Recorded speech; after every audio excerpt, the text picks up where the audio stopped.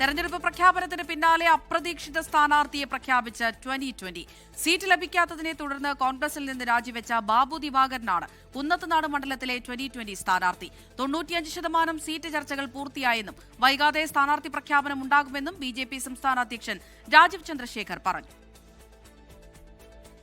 പത്തനംതിട്ട കോൺഗ്രസിൽ തർക്കത്തെ തുടർന്ന് പാർട്ടി വിട്ട ബാബു ദിവാകരനാണ് കുന്നത്തുനാട്ടിൽ NDAയുടെ മുഖം.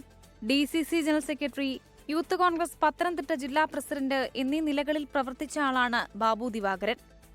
35 വർഷത്തിലേറെ പ്രവർത്തിച്ച് തന്നെ കോൺഗ്രസ് വഞ്ചിച്ചു എന്നും ബാബു ദിവാകരൻ.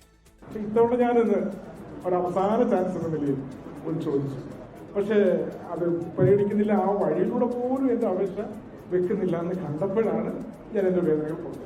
ജനങ്ങൾ പ്രതീക്ഷിക്കാത്തതും ചിന്തിക്കാത്തതുമായ പലരും വരും ദിവസങ്ങളിൽ NDAയിലേക്ക് എത്തുമെന്ന് 2020 president Sabu M. Jacob.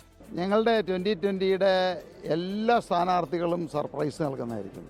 95% seat ചർച്ചകൾ പൂർത്തിയായെന്നും വരും ദിവസങ്ങളിൽ സ്ഥാനാർത്ഥി പ്രഖ്യാപനം ഉണ്ടാകുമെന്നും BJP സംസ്ഥാന അധ്യക്ഷൻ രാജീവ് ചന്ദ്രശേഖർ.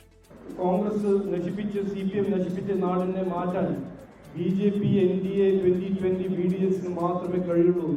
ജനങ്ങൾ ആഗ്രഹിക്കുന്ന മാറ്റം കൊണ്ടുവരും എന്ന് ഞങ്ങൾക്ക് 100% കോൺഫിഡൻസ് ഉണ്ട്, ആത്മവിശ്വാസമുണ്ട്.